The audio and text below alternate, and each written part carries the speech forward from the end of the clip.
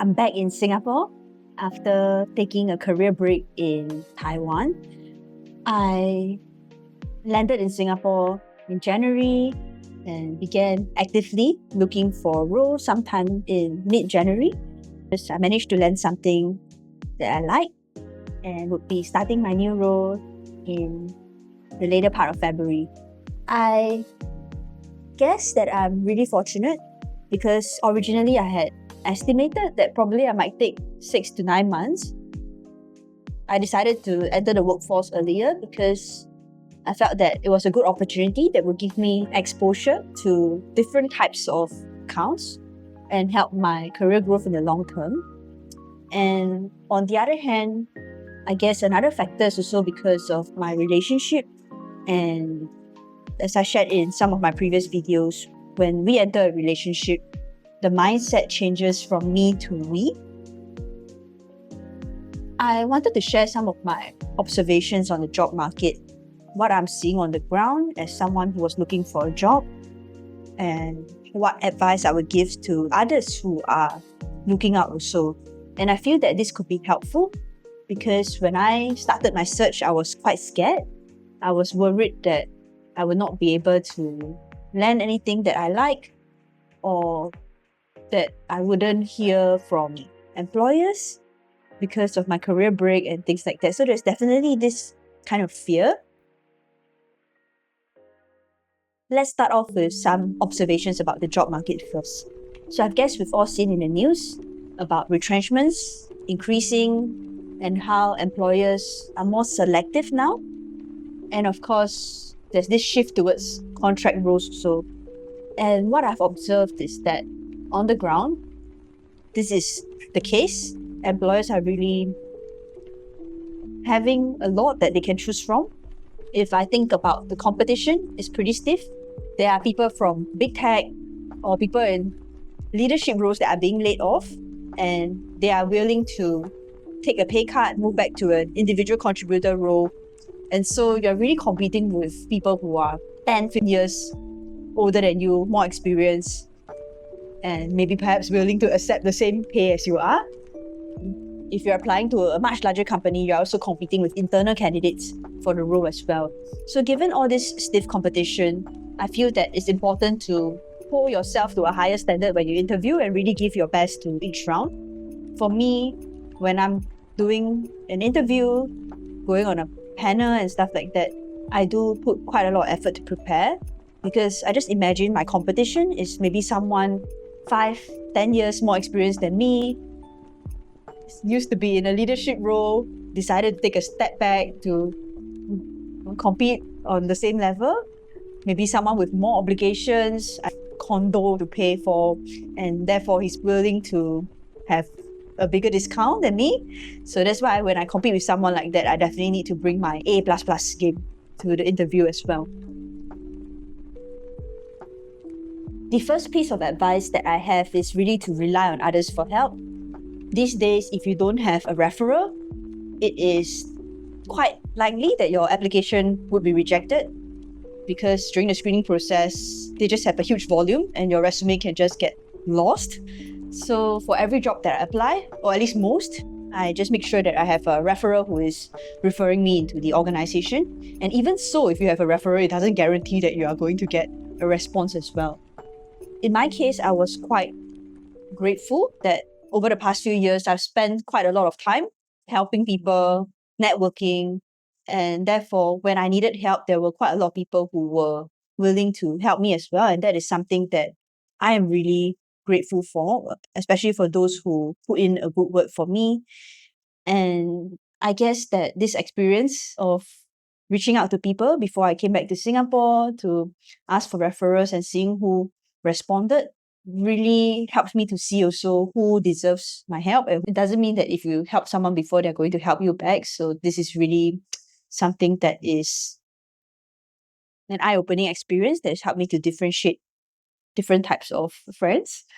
So make sure you have referrals when you apply for roles. That's going to be pretty important. And on top of that, you can also be proactive and reach out directly to the hiring manager on LinkedIn as well. I've shared some of the templates that I've used in the previous video. You can refer to it in the link in the comments. By the way, if this is the first time you are watching my videos, my name is Geraldine Tia. I create content around work, cost of living, and the softer aspects of life such as caregiving and relationships. So if you're interested in content like this through the perspective of a working professional, do subscribe to my YouTube channel and give this video a thumbs up. Secondly, I feel that it's very, very important to have a clear idea of two things: who you are and what you bring to the table, and also what you want. So when you are interviewing or when you are doing a job, basically you are a contractor who is selling your services, skills, and expertise to an organization. So you have to think of yourself as a business. And what I find has been helpful for me is just really having three things that I feel would help me to stand out. So whenever people ask me to introduce myself, I would typically say something along the lines of, hey, you're talking to so many candidates, and I'm sure that there are many great people as well, but here are three things that would make me stand out and why I feel that they can add value to your organization. So having a clear reason of why you, and just being able to define your value prop, what makes you special, what's your mood, will really help you to sell yourself better in the process of an interview. I guess I also have my Taiwan experience living overseas alone to thank, because I feel that that whole few months have been quite transformative in helping me to improve my confidence, and that has also helped me to carry myself better. So besides a clear idea of who you are and what you bring to the table, something that is also pretty important is being able to have a clear idea of what you want, and that will help you to identify the right opportunities a lot quicker. So for me, in my previous role, I feel that I worked very hard, but the salary wasn't up to my expectations. So now I really want to optimize for earning. And money has no emotions, right? Because it's dependent on addressable market, how the territory is defined, and also the positioning of the product in the market and various other factors. So things like fun culture, happy hour, once in a lifetime opportunity, rocket ship, and we have the best talent. I find all these things to be fluff, and because they don't actually impact the income alone. So having this clarity of what I wanted has really helped me to differentiate. Of course, it's nice to have a great culture. I think that's basic, but it doesn't have to be like partying all the time, because I'm also not that person as well. So just having a clear idea of what you want really help you to sieve out the right opportunities, because not every job has everything. Of course, the other aspect that I cared about was having a good boss. And I realized upon reflection that my idea of a good boss has changed throughout the course of my career. At the start of my career, my idea of a good boss is someone who can teach me things and don't micromanage me. And that's quite a low bar, because at the start of your career, everyone can teach you things. So as I progressed in my career, and especially last year as I sat down to reflect, I find that my idea of a good boss has evolved. Of course, being able to learn something from them is definitely great. But more importantly, I really want someone who is able to balance people pleasing with being firm also, so that they can remove the internal obstacles for me and help me to just double down and focus on revenue. So that's really what I defined as a good boss as well. So again, having the clarity of who you are, what you bring to the table, what you want, that's going to be quite key in helping you to focus on the right opportunities that are in front of you.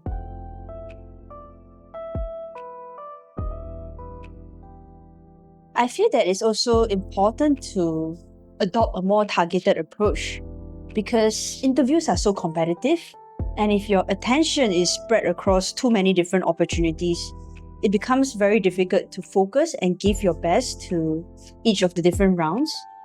So for me, how I eliminate is, first, if I pick out information that is not aligned to my objective.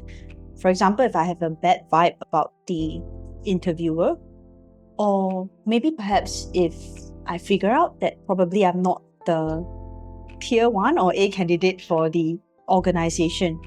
And how I can tell this is really how enthusiastic the hiring manager is. For example, if a company really finds that you are a great catch, they are going to be quite tight with their follow-ups because they don't want to lose you. And they will try to figure out like, hey, are you interviewing elsewhere? What is the progress of things? And stuff like that. So these are telltale signs. It's the same like dating, and it's like based on my experience, no matter how career-oriented or busy a guy is, if they are really into you, they want to meet, they want to progress the relationship, they will make time weekdays, weekends, they will double text, triple text. You can feel them chasing after you. And that's the same for jobs as well. You can really tell if the company wants you or not. So if you notice a situation whereby the company is spacing you out, then likely you are not really their top candidate. For me, I find that having fewer opportunities to focus on is really better because that way I can give my best. For each opportunity that I'm working on, I have a Notion document. So everything that each person in a different round tells me, I'll write it down and I'll reflect about it. Where are my gaps? Gaps in terms of what hesitations might they have about me? And gaps in terms of also what hesitations might I have about them, and try to uncover all these things throughout the entire interview process as well. So by thinking about risk, by thinking about potential, this is the way that I suss out whether this is the right opportunity for me or not.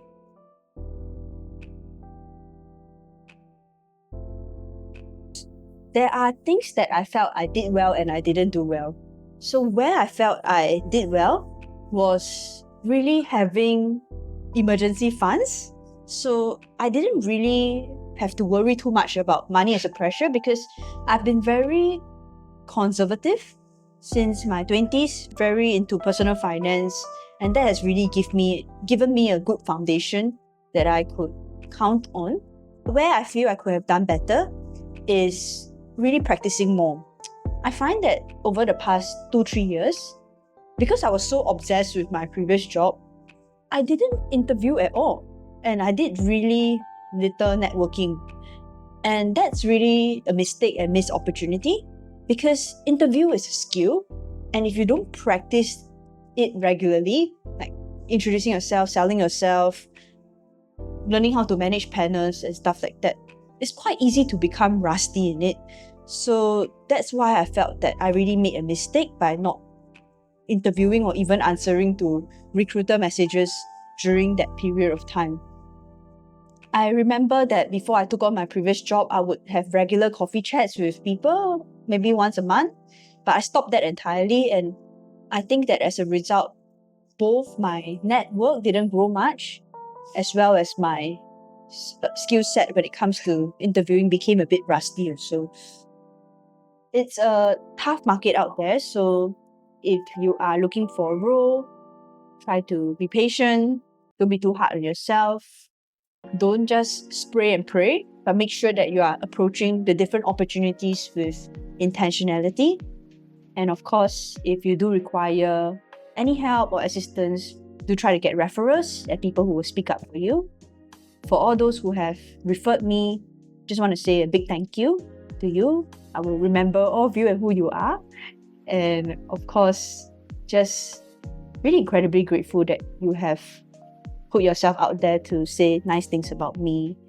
And I hope to return this favor someday and to live up to your expectations and impression of who I am as well. So yeah, thank you so much for watching this video. And if you are looking for a job, if you have some experiences to share as well, feel free to let me know and leave them in the comments so that we can all learn and grow together.